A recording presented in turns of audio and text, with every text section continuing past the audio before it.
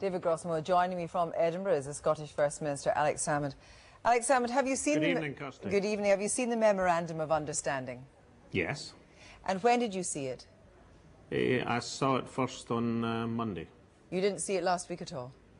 Our officials found out about it last week. I was notified of it. I saw it on Monday. The Scottish Cabinet discussed it on Tuesday. The Lord Advocate, the senior law officers in Scotland, gave me advice yesterday.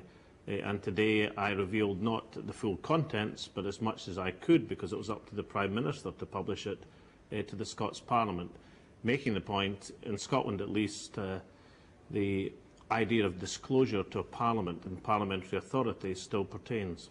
So you know that ultimately it is a decision for a separate legal system, and that was indeed made very clear in the Memorandum of Understanding that there would be no transfer of any prisoner unless it was agreed by the different jurisdictions within the United Kingdom.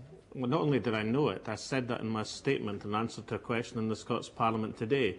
The point about that, of course, Kirsty, in terms of the United Kingdom government seeking agreement from legal jurisdictions, we only actually have one Libyan national in custody in Scotland, and that's Mr al-Megrahi.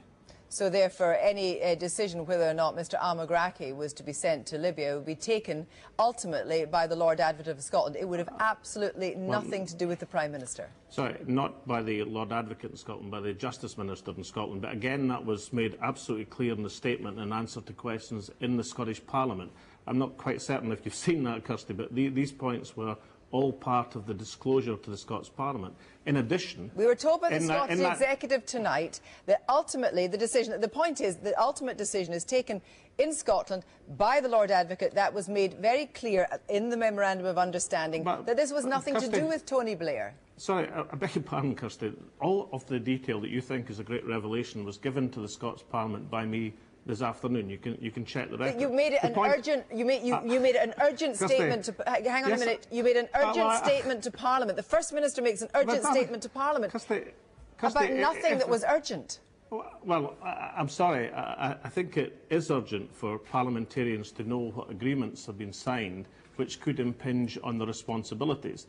I think perhaps the question you should be asking were, over the last 10 days, that nothing in this Memorandum of Understanding has been published to the House of Commons or placed in the House of Commons Library. Indeed, the House of Commons Library, as I understand it, has been refused by the Home Office access to this document over the last few days. Now, the point I'm making about disclosure in the Scots Parliament, insofar as I could, because it was the responsibility of the Prime Minister to disclose this document, I gave Parliament in Scotland the full information that I could in these matters. And all these things, Kirsty, you're asking me, were given to Parliament this afternoon. You can check the record. There's never been any doubt in our minds. The question of the United Kingdom government has the ability to make treaties, memorandums of understanding. That lies within their province. The point about either extradition, which is a matter for the Lord Advocate, or indeed deportation, is a matter for the Justice Minister of Scotland.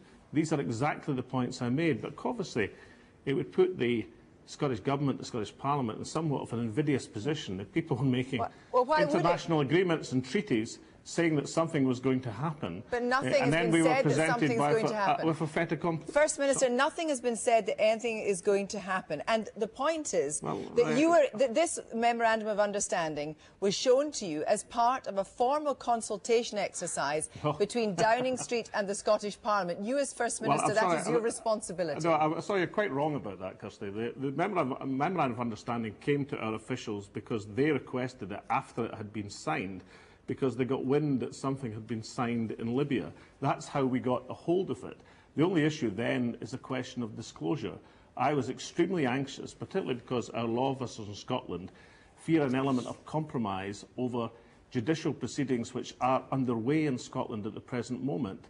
And I was anxious, as far as I could, to seek the earliest possible parliamentary opportunity to disclose the facts as I knew them. But you as First Minister, have a responsibility. You're the country's senior statesman, And yet it looks very much, not only are you playing politics with this, but you are risking the sensitivities of the families of the Lockerbie victims, who very well know that there is due legal process in Scotland and that, in fact, Tony Blair does not have it within his power to send Al-Magraki back. And you know that as well. But, Kirsty, again, all of this was answered in questions in the Scots Parliament and articulated exactly. But I do think, Kirsty, given that I have done everything I can to put as much information into the public domain and secured the release after 10 days of the detail of this memorandum by doing that, I think the very last person the Lockerbie victims and others connected with this case will feel aggrieved about is either the Scottish Parliament or the Scottish Government, who've done their best to inform people as quickly as possible. They may well feel aggrieved, as indeed might members of Parliament, that an understanding and a memorandum signed some 10 days ago has remained secret, wasn't to be disclosed until Downing Street were forced into it this evening. And lastly, Kirsty, if I was playing politics with this issue, do you seriously expect that there would be the unanimity of view across the political parties in the Scots Parliament? Well, they were listening to what you were saying as the First Minister. Alex Salmond, I'm afraid we've been listening to you, and I have to stop you there. I'm terribly sorry. Exactly, Kirsty, and everything you've been saying was said in the Scots Parliament this afternoon. Exactly. David